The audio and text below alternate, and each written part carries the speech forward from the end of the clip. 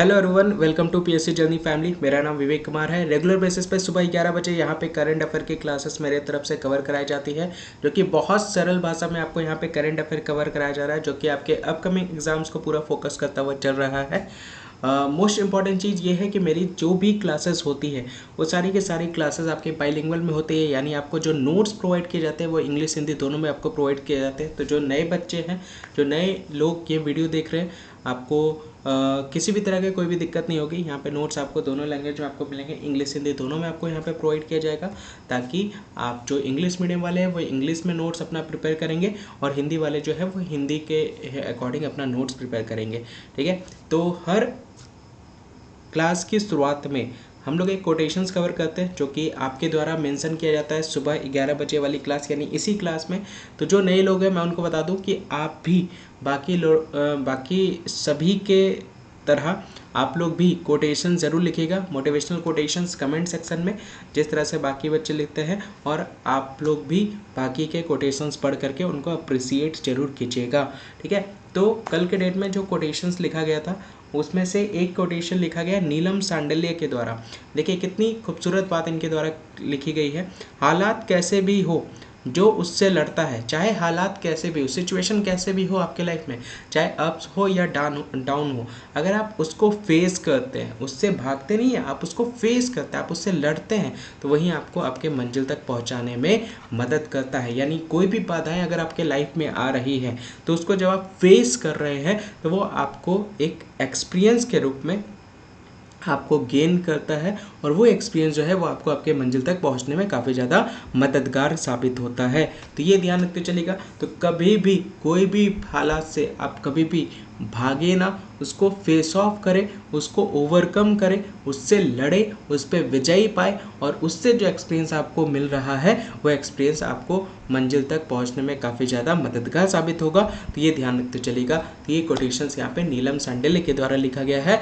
तो इसी तरह से आप सभी लोग कोटेशंस लिखें सुबह इसी क्लास में कमेंट सेक्शन में रेगुलर बेसिस पे, ताकि हम लोग उस कोटेशंस को यहाँ पे डिस्कस कर सकें।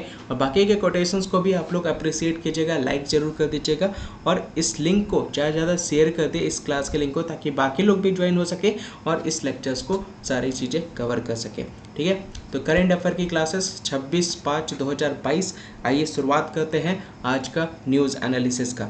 तो सबसे पहला न्यूज़ जो हम लोग यहाँ पे कवर कर रहे हैं वो है थायराइड दिवस, यानी विश्व भर में थायराइड दिवस जो है वो सेलिब्रेट किया जाता है 25 मई को। याद रखिएगा 25 मई को विश्व भर में ये आपका थायराइड जो है वो बेसिकली थायराइड दिवस के रूप में हम लोग इसको सेलिब्रेट करते हैं विश्व भर में 25 मई को। ये ध्यान रखते चलिएगा। To promote awareness and understanding the thyroid disease, यानी जो थायराइड रोगों के बारे में जागरूकता और समझ को बढ़ावा देने के लिए हर साल 25 मई को हम लोग विश्व थायराइड दिवस के रूप में हम लोग इसको मनाते हैं। तो September 2007 the day was officially adopted during the annual general meeting prior to the European Thyroid Association Congress in September 2007, यानी सितंबर 2007 में यूरोपीय थायराइड एसोसिएशन कांग्रेस से पहले वार्षिक आम बैठक के दौरान आधिकारिक तौर पर इस दिन को अपनाया गया था। तो ये ध्यान रखिएगा, सितंबर 2007 को आधिकारिक तौर पर ये बेसिकली इसको यहाँ पे अडॉप्ट किया गया था, इसको अपनाया गया था, इस दिवस को सेलिब्रेट करना स्टार्ट किया गया था। ये ध्यान रखते हुए चलेगा। The day came into existence in 2008। तो मीटिंग्स आपकी सितंबर 2007 को हुई थी, और अगले साल से बेसिकली ये दिवस जो है वो विश्व भर में सेलिब्रेट किया जाना स्टार्ट कर दिया गया। 2008 से ये आपका अस्तित्व में आ गया था। 25 May also marks the anniversary of ETA foundation in 1965। और ये दिवस जो है, ये दिन जो है, ये 25 मई का दिन ही क्यों सेलेक्ट किया गया? क्योंकि 25 मई के दिन ही यूरोपियन थायराइड एसोसिएशन की स्थापना हुई थी। वर्षगांठ भी है, ये ध्यान रखते चलेगा। एनिवर्सरी आपका सेलिब्रेट करता है, जिसमें 25 मई 1965 में ETA की नींव की वर्षगांठ भी है। ये ध्यान रखते चलेगा, जिसको लेकर के ये दिवस जो है वो विश्व थायराइड दिवस के रूप में डेडिकेट किया गया है। ये ध्यान रखते चलेगा। ठीक है, होमवर्क आपका आज का सबसे पहला होमवर्क करें। देखिए बहुत कम लोग होमवर्क करते हैं। होमवर्क मुझे सबका आंसर चाहिए कमेंट सेक्शन में, तो एकदम पीछे ना हटे। हर क्वेश्चन, जो क्वेश्चन आपको नहीं पता है, गूगल करिए, रिसर्च कीजिए, सर्च कीजिए, जहाँ सर्च करना है वहाँ से सर्च करके आप आंसर करें सभी लोग। मैंने अभी आज का कोटेशन क्या था, कोटेशन यही तो था जो अभी हम लोगों ने यहाँ पे देखा कि हालात कैसे भी हो उससे लड़ना सीखे, उससे भागना ना सीखे। तो जो भी लोग होमवर्क को देख करके पीछे हट रहे हैं, ये बहुत बुरी आदत है, ये ध्यान रखते चलिएगा। आपको इसको एनी हाउ टैकल करना है, इसको फेस करना है, किसी भी प्रॉब्लम से दूर ना जाए, उस प्रॉब्लम को सॉल्व ही करके निश्चिंत हो जाए। तो ये ध्यान रखते हुए चलेगा। तो होमवर्क नंबर 1 आपको यहाँ पे आज आपको थीम बताना है। इसका थीम क्या है, तो विश्व थायराइड दिवस का थीम क्या है ये आपको बताना है इस वर्ष का। ये आपका पहला थीम, ये आपका होमवर्क है, ये ध्यान रखिएगा। ठीक है, दूसरे नंबर न्यूज़ की तरफ बढ़ते हैं। कॉमनवेल्थ दिवस के रूप में, जो कि हर वर्ष इसको 24 मई को सेलिब्रेट किया जाता है, कॉमनवेल्थ डे।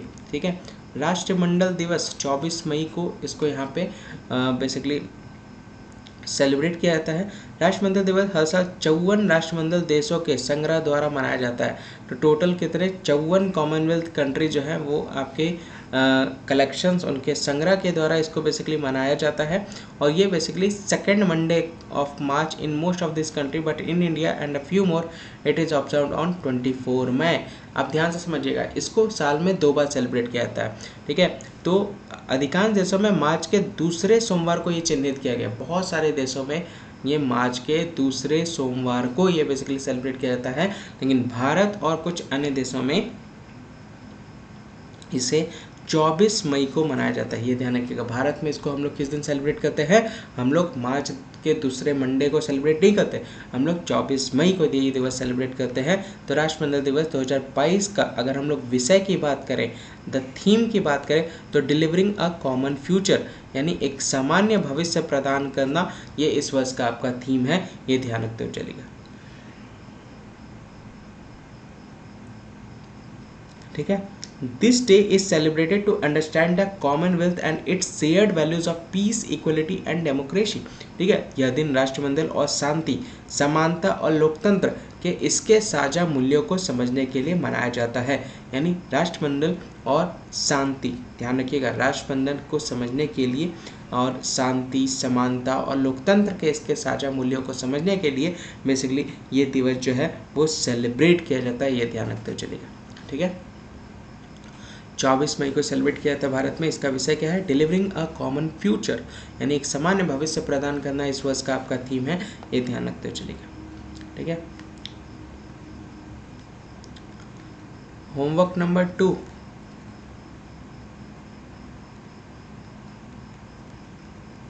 कॉमनवेल्थ गेम्स 2022 का वेन्यू कहाँ पे खेला जाएगा, ये आपको बताना है। किस लोकेशन में 2022 का कॉमनवेल्थ गेम्स खेला जाना है, ये ध्यान रखते हुए चलेगा। यही आपको बताना है, ये आपका होमवर्क है। राष्ट्रमंडल दिवस 24 मई, ये ध्यान रखते हुए चलेगा। अगले न्यूज़ की तरफ बढ़ते हैं। नरेंद्र मोदी जी, आप यहाँ पे देख सकते हैं, इनके द्वारा बेसिकली नेतृत्व किया गया इंटर स्टेट काउंसिल का। पीएम मोदी की अध्यक्षता में अंतर राज्य परिषद का पुनर्गठन यहाँ पे किया गया, ये ध्यान रखिएगा। तो inter state council which works to promote and support cooperative federalism in the country, यानी देश में सहकारी संघवाद को बढ़ावा देने और समर्थन करने के लिए काम करने वाली अंतर राज्य परिषद का पुनर्गठन प्रधानमंत्री नरेंद्र मोदी के अध्यक्ष के रूप में किया गया है। तो has been reconstituted with prime minister Narendra Modi as chairman. तो चेयरमैन के रूप में नरेंद्र मोदी जी के अध्यक्षता में जो अंतर राज्य परिषद का पुनर्गठन जो है वो यहाँ पे किया गया है। ये ध्यान रखते हुए चलेगा।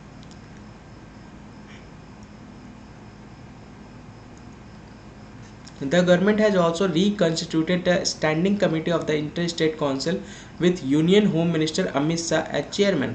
यानी सरकार ने केंद्रीय गृह मंत्री अमित शाह की अध्यक्षता में अंतर राज्य परिषद की स्थायी समिति का भी पुनर्गठन किया है।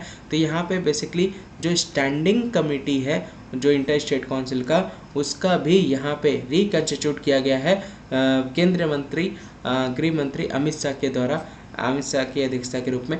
ये ध्यान रखते हुए चलेगा। ठीक है, इंटर स्टेट काउंसिल का सेटअप जो हुआ था वो प्रेसिडेंशियल ऑर्डर पे हुआ था, यानी अंतर्राज्य परिषद की स्थापना 28 मई 1990 को राष्ट्रपति के आदेश के माध्यम से की गई थी। यानी दो राज्यों में हमेशा झगड़ा होता रहता था, उस झगड़ा को किस तरह से निपटाया जाए उसके लिए यहाँ पे बेसिकली इस परिषद की स्थापना की गई थी।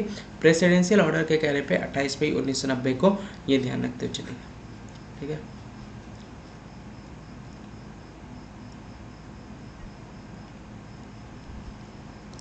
आइए आगे बढ़ते हैं नेक्स्ट न्यूज़ की तरफ।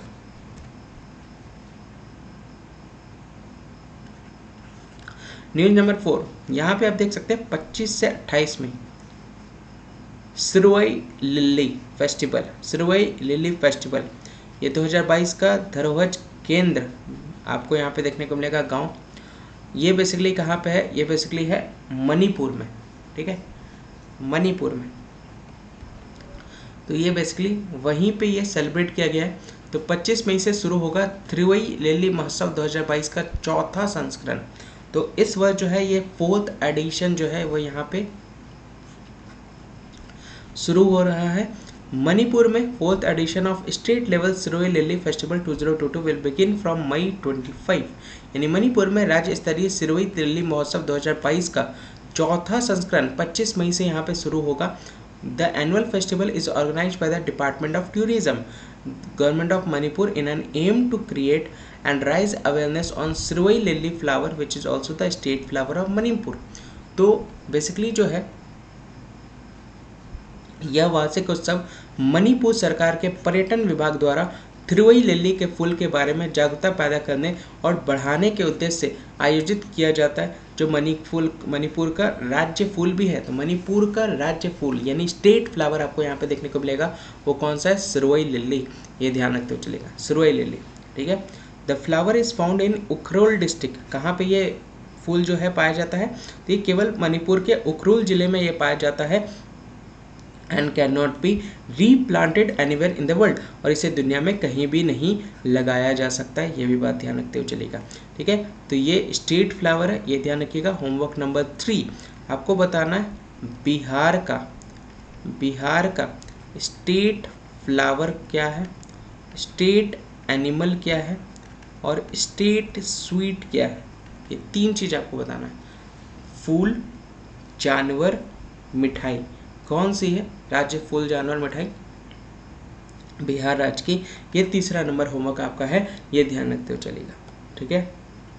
आगे बढ़े तो मणिपुर का स्टेट फ्लावर कौन है, सिरुवई लिली, ये ध्यान रखते हुए चलेगा। और यहाँ पे डिपार्टमेंट ऑफ टूरिज्म की तरफ से बेसिकली इसको ऑर्गेनाइज किया गया है, ये वार्षिक त्योहार फेस्टिवल को, उत्सव को, ताकि पर्यटन विभाग द्वारा थिरुवई लिली के फूल के बारे में जागरूकता पैदा किया जा सकते और इसको किस तरह से ग्रो करें, इसको किस तरह से हम और क्या करें, डेवलप करें, उसके उद्देश्य से इसका आयोजित किया जाता है, ये ध्यान रखिएगा।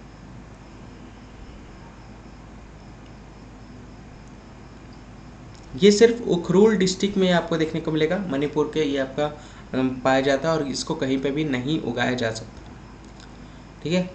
तो ये मणिपुर का मैप है, ये ध्यान रखिएगा।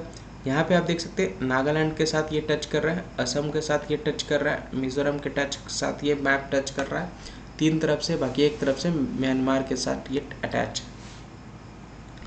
इम्फाल यहाँ पे देख सकते हैं ये इसका कैपिटल है, और बाकी उखरुल डिस्ट्रिक्ट में बेसिकली ये सिरुवई लिली पौधा जो है ये आपका उगता है। तो ये बेसिकली ये आपका डिस्ट्रिक्ट आपको यहाँ पे देखने को मिलेगा, यहीं आपका बेसिकली मणिपुर में यहाँ पे वो फ्लावर सिरुवई लिली जो है वो आपका प्रोड्यूस होता है। नेक्स्ट न्यूज़ की तरफ बढ़ते हैं। यहाँ पे आप देख सकते हैं this is light, basically this is award है। ये अवार्ड क्या है, संगीता कला निधि अवार्ड। यहाँ पे 3 साल के लिए म्यूजिक एकेडमी की तरफ से अनाउंस किया गया है संगीता कला निधि अवार्ड फॉर 3 इयर्स, यानी संगीत कला अकेडमी ने 3 साल के लिए संगीत कला निधि पुरस्कार की घोषणा की है।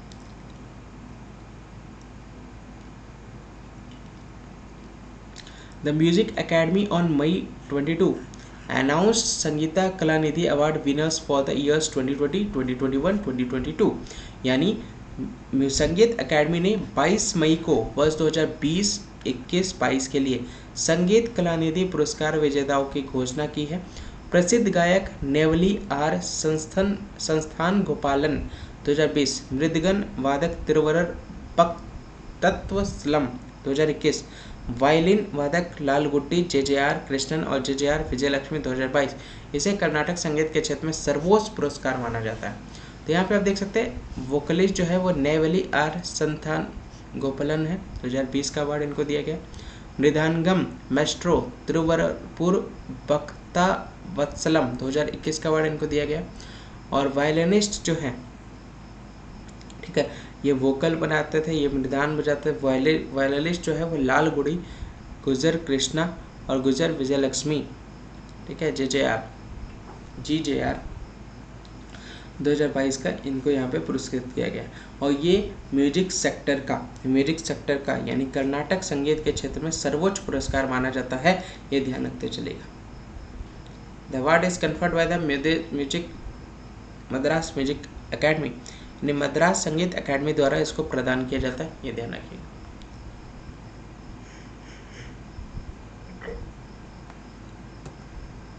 अगला आप यहाँ पे देख सकते हैं जो न्यूज़ है वो बेसिकली ऑयल से रिलेटेड है, ठीक है।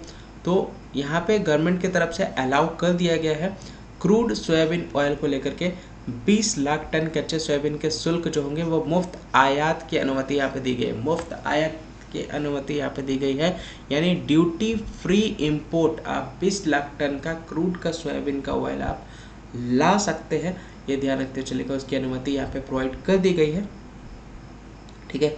गवर्नमेंट ने 24 मई को यहाँ पर कच्चे सोयाबीन और सूरजमुखी के तेल के 20 लाख मीट्रिक टन की वार्षिक आयात पर सीमा शुल्क और कृषि अवसंरचना विकास उपकार से छूट लगा दी है। यानी इन तेलों को खरीदने में जो टैक्स लगता था, जो कस्टम ड्यूटी लगता था, ठीक है, टैक्स के ऊपर टैक्स, जो कि बेसिकली केंद्र सरकार के कंट्रोल में जाता है, केंद्र सरकार को जाता है, तो ये बेसिकली उन्हीं के पास रहे, ठीक है, उसी से रिलेटेड ये बेसिकली ये न्यूज़ है। Exemption will help cool domestic prices and control inflation. तो ये बेसिकली क्या करता है, अगर इस तरह की गतिविधि होती है तो महंगाई का जो प्रोसेस है वो बेसिकली क्या होगा, वो फिर कम होना शुरुआत हो जाएगा। देखिए अगर सामान ज़्यादा है, ठीक है, गुड्स का अगर डिमांड ज़्यादा है तो आप लेकर के आएंगे तो आपका खर्च भी आपका ज़्यादा होगा। लेकिन अगर गुड्स का डिमांड है ही नहीं तो आपका सर्किट जो लॉस होगा वो बेसिकली ना के बराबर होगा। तो ये ध्यान रखिएगा।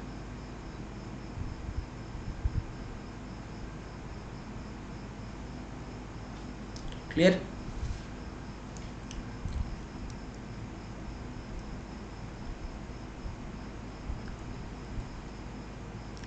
इससे बेसिकली क्या होता है ना, इससे बेसिकली इन्फ्लेशन जो है, ठीक है, मुद्रास्फीति को नियंत्रित करने में ये काफ़ी ज़्यादा मददगार होता है।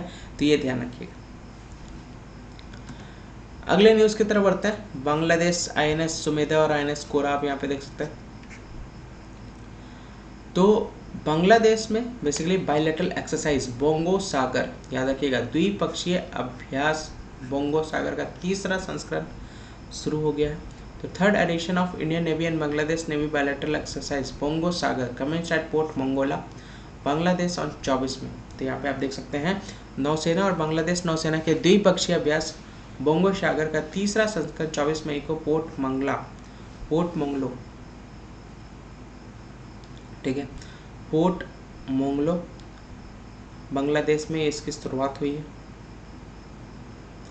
अभ्यास का हार्बर चरण 24-25 मई से निर्धारित है, जिसके बाद उत्तरी खाड़ी में एक समुद्री चरण भी होगा, ठीक है, और 26-27 मई तक बंगाल के भी होंगे, ये ध्यान रखते हुए चलेगा। तो Indian naval ships Kora and Sumedha are participating in the exercises. तो भारतीय नौसेना के जहाज कोरा और सुमेधा अभ्यास में भाग ले रहे हैं, ये ध्यान रखते हुए चलेगा। कहाँ पे? मोंगला, ठीक है, लोकेशन क्या है, ठीक है। तो मोंगला लोकेशन आपको कहाँ पे देखने को मिलेगा, ये आपको बांग्लादेश में देखने को मिलेगा। ढाका से नीचे आप यहाँ पे देख सकते हैं अगरतला, आप इधर देख सकते हैं चितगोंग आपको यहाँ पे देखने को मिलेगा। तो इस लोकेशन की बात यहाँ पे कही जा रही है। नेक्स्ट आइडेंटिफाई कीजिए, कल भी इनका पिक्चर मैंने आपको दिखाया था, बताइए कौन है ये।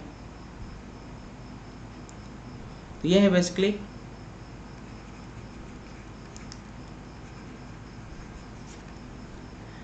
WHO के चीफ, ठीक है।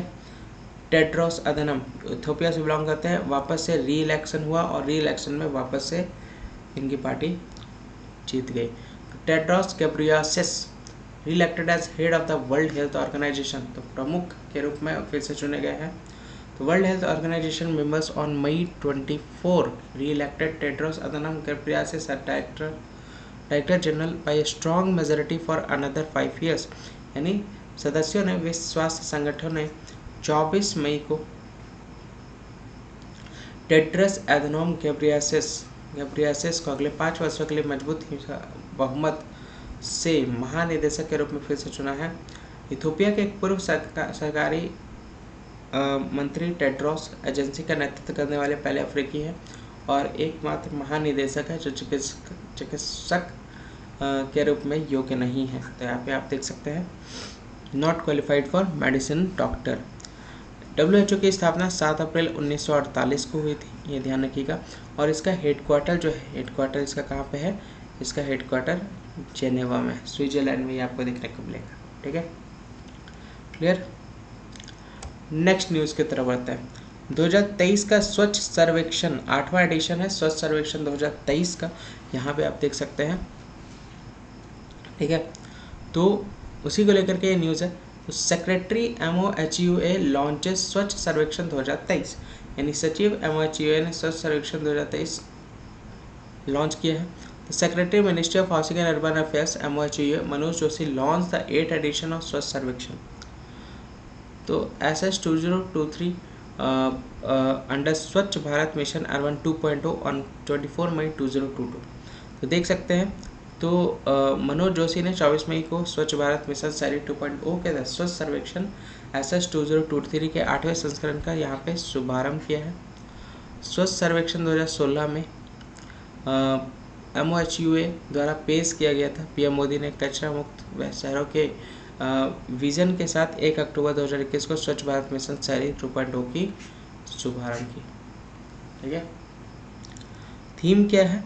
थीम स्वच्छ सर्वेक्षण का वेस्ट टू हेल्थ, ये ध्यान रखिएगा, वेस्ट टू हेल्थ 2030 का थीम है, विषय है, ये ध्यान रखते हुए चलिए। अगले न्यूज़ की तरफ बढ़ते हैं। ये थोड़ा सा इंपॉर्टेंट न्यूज़ है, डिफेंस से रिलेटेड है। भारत का स्थान जो है वो एयरफोर्स के कैटेगरी में विश्व भर में जो है वो किस स्थान पर है? आपको 3रे स्थान पे आपको यहाँ पे देखने को मिलेगा, ठीक है। तो Indian air force ranks 3rd on world air power index, यानी Indian air force has been placed at a 3rd position in the world. भारतीय वायुसेना ने विश्व के विभिन्न देशों की विभिन्न हवाई सेवाओं की कुल युद्ध क्षमता के मामले में विश्व वायु शक्ति सूचकांक में 3रे स्थान पर रखा गया। आधुनिक सैन्य विमान की विश्व निर्देशिका ने 2022 की ग्लोबल एयर पावर्स रैंकिंग प्रकाशित करेंगे। तो Indian air force currently count 1.645 total units है। एक्टिव एयरक्राफ्ट इन्वेंट्री, ये ध्यान रखिएगा,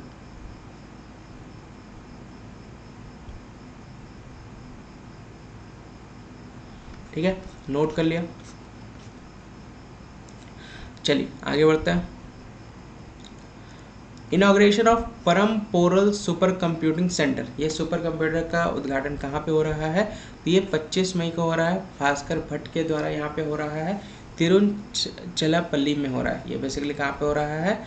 ये बेसिकली तिरुचिरापल्ली में हो रहा है, ठीक है, इसका उद्घाटन। तो ये थोड़ा सा ध्यान में रख सकते हैं। परम पोरुल के द्वारा सुपर कंप्यूटर इनॉग्रेट यहाँ पे किया जा रहा है NIT तिरुचिरापल्ली में, ठीक है। तो उद्घाटन यहाँ पे NIT तिरुचिरापल्ली में हो रहा है। परम पोरुल जो है वो state of the art super computer was inaugurated at NIT Tiruchirappalli on 25 May 2008। Param पेरुल के अत्याधुनिक सुपर कंप्यूटर का उद्घाटन 25 मई 2022 को NIT तिरुचिरापल्ली में किया गया था और it was dedicated to the nation under national super computing mission. तो बेसिकली ये राष्ट्रीय सुपर कंप्यूटिंग मिशन के तहत राष्ट्र को समर्पित था, लेकिन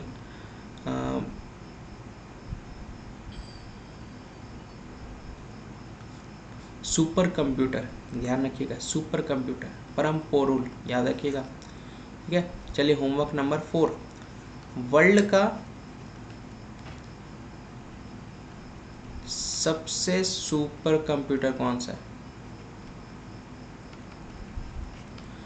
वर्ल्ड लेवल पे, ठीक है, ये ध्यान रखते चलेगा।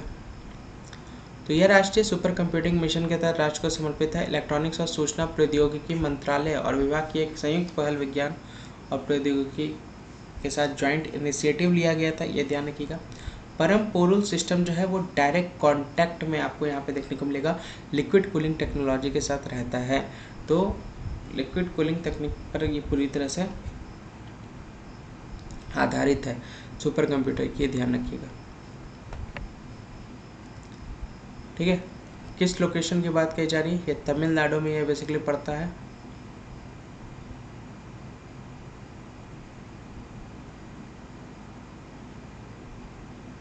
ठीक है, क्लियर। यहाँ पे केरल के साथ बाउंड्री शेयर कर रहा है, कर्नाटक के साथ बाउंड्री शेयर कर रहा है, आंध्र प्रदेश के साथ बाउंड्री शेयर कर रहा है, इधर तो बंगाल की खाड़ी ही है। तो ये ध्यान रखिएगा, तिरुचिरापल्ली, ठीक है, नेशन को डेडिकेट किया गया यहाँ पे सुपर कंप्यूटिंग मिशन को लेकर के, ये ध्यान रखते हुए चलेगा। चलिए, तो ये पूरा आज का न्यूज़ एनालिसिस था, आई होप आपको क्लियर हुआ होगा। आगे आपका एमसीक्यू क्वेश्चन है, तो ध्यान से सारे क्वेश्चंस को बारीकी से आपको पढ़ना है, समझना है, सही ऑप्शन आपको सोचना है, और वो सही ऑप्शन जैसे आपके दिमाग में स्ट्राइक करता है जस्ट गो फॉर इट, ठीक है। तो ये ध्यान रखिएगा, तिरुचिरापल्ली की बात यहाँ पे कही जा रही है। यहीं पे बेसिकली चॉकलेट से सारी चीज़ें जो है बेसिकली यहाँ पे बेसिकली ये जो इनिशिएटिव है, ये इनिशिएटिव मिनिस्ट्री ऑफ इलेक्ट्रॉनिक्स और एंड इंफॉर्मेशन टेक्नोलॉजी की तरफ से साइंस एंड टेक्नोलॉजी के साथ मिल करके ये लिया गया है, और ये 25 मई 2022 को यहाँ पे इसका उद्घाटन NIT तिरुचिरापल्ली में हुआ है, ठीक है। परम पोरुल। अब आगे आपका क्या है, आगे आपको MCQ है। तो फिलहाल MCQ स्टार्ट करने के पहले मैं आपको बता दूं कि @PSC जर्नी 4 करके इंस्टाग्राम अकाउंट है, उसको फॉलो कर लीजिएगा, और ऑल मई क्लास PDF जो है वो आपको यहाँ पे 249 रुपीज़ में प्रोवाइड किए जा रहे हैं। तो जिनको रिक्वायरमेंट है वो यहाँ पे व्हाट्सअप कीजिएगा, आपको ग्रुप पे भी ऐड कर दिया जाएगा,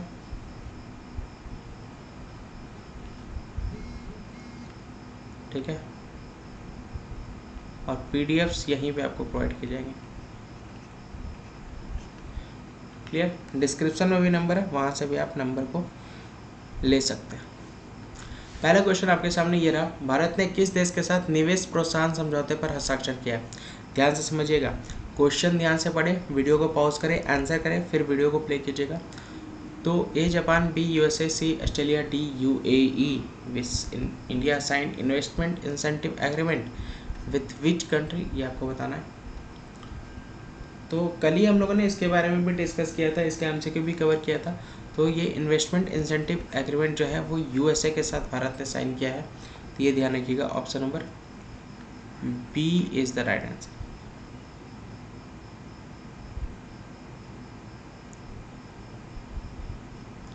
ठीक है। अगला न्यूज़, किस संस्थान ने चाइल्ड अलर्ट रिपोर्ट शीर्षक से एक रिपोर्ट जारी किया है। देखिए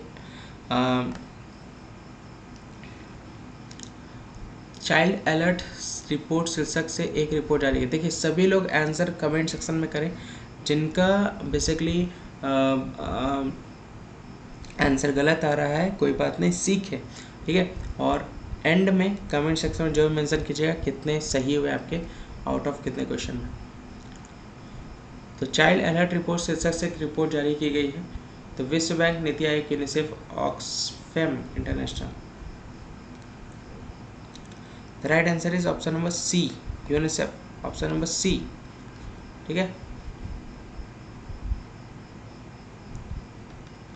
आगे, किस संगठन ने monitor on the world of work report जारी किया गया। Monitor on the world of work report यहाँ पे जारी किया गया, किस ऑर्गेनाइजेशन के द्वारा, ये आपको बताना है। यूनेस्को, विश्व आर्थिक मंच, यूनिसेफ, अंतर्राष्ट्रीय श्रम संगठन।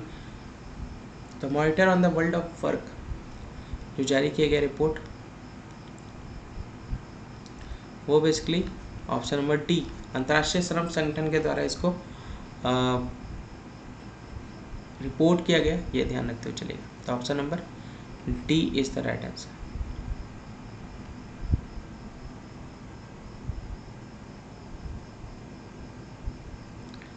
ठीक है, माईगव, एक सेकंड, ये तो छूटे गया। बैंकों, एनबीएफसी और अन्य विनियमित संस्थाओं में ग्राहक सेवा की गुणवत्ता का मूल्यांकन करने के लिए गठित आरबीआई समिति के प्रमुख कौन हैं? Who is the head of the RBI committee form to evaluate the quality of customer service in banks, NBFCs and other regulatory entities? The right answer is option number B, BP Kanungo, ये ध्यान रखिएगा। तो option number B is the right answer. ठीक है, आज का सबसे अंतिम प्रश्न ध्यान से पढ़िएगा और फिर आंसर कीजिएगा। माईगोव हेल्प डेस्क को किस सामाजिक मंच पर नागरिकों के लिए सुलभ बनाया गया था? A Twitter, B WhatsApp, C Telegram, D को।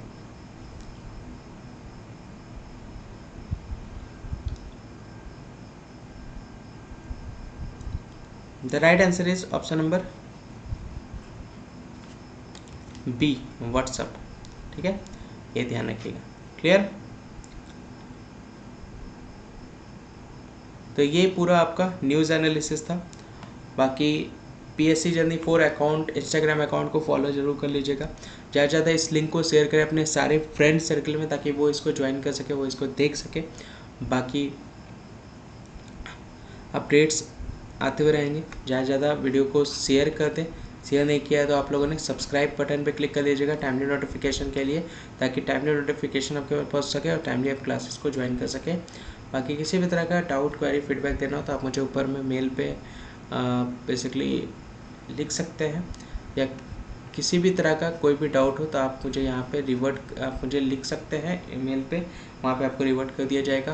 बाकी ये टेलीग्राम चैनल है, इसको यहाँ से भी आप ज्वाइन कर सकते हैं। तो आज के लिए बस इतना ही। जय हिंद, जय भारत।